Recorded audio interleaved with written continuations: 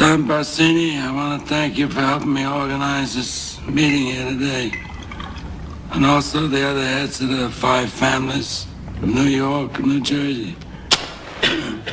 Carmine Cuneo from the Bronx and from Brooklyn, Philip Tattaglia. From Staten Island, we have with us Victor Strachey and all the other associates that came as far as from California, Kansas City, and all the other territories of the country. Thank you.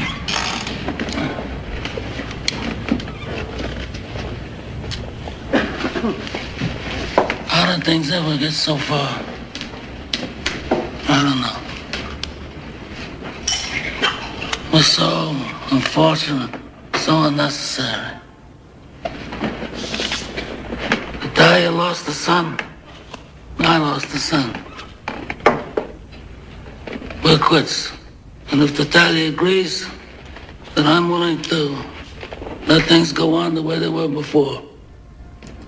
We are all grateful to Don Corleone for calling this meeting. We all know him as a man of his word. A modest man, he'll always listen to reason. Yes, Don Barzini. He's too modest. He had all the judges and politicians in his pocket. He refused to share them. When did I ever refuse an accommodation? All of you know me here.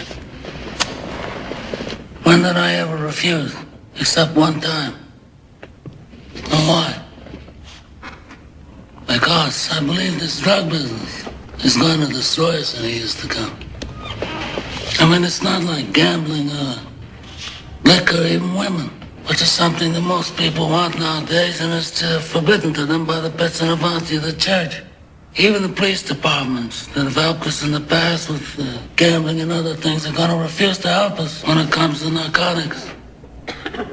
And I believed that then, and I believe that now. Times have changed. It's not like the old days where we can do anything we want.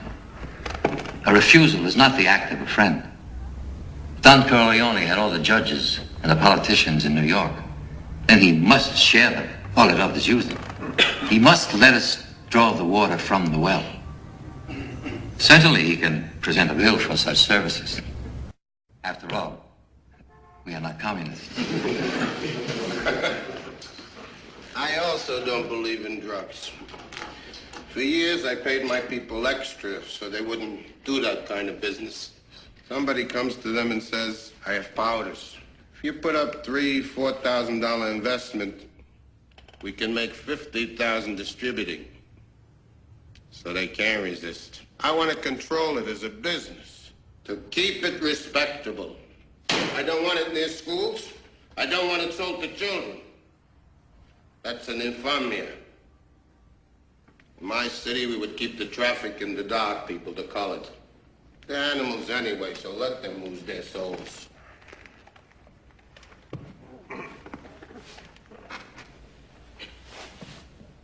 I hope that we could come here and reason together. And as a reasonable man, I'm willing to do whatever's necessary to find a peaceful solution to these problems. Then we are agreed. The traffic in drugs will be permitted, but controlled. And Don Corleone will give her protection in the East, and there will be the peace. But I must have strict assurance from Corleone. As time goes by and his position becomes stronger, will he attempt any individual vendetta? Look, we are all reasonable men here. We don't have to give assurances as if we were lawyers. You talk about vengeance. Is vengeance gonna bring your son back to you? Or my boy to me? I forgo the vengeance of my son. But I have selfish reasons.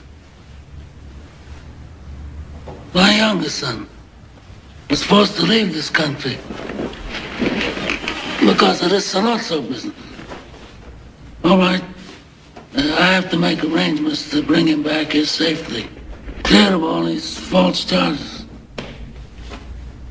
But I'm a superstitious man, and of some unlucky accident should befall him, if he should get shot in the head by a police officer, or if he should hang himself in his jail cell, or if he's struck by a bolt of lightning, then I'm going to blame some of the people in this room. And that I do not forgive. But that aside, let me say that I swear on the souls of my grandchildren that I will not be the one to break the peace we've made here today.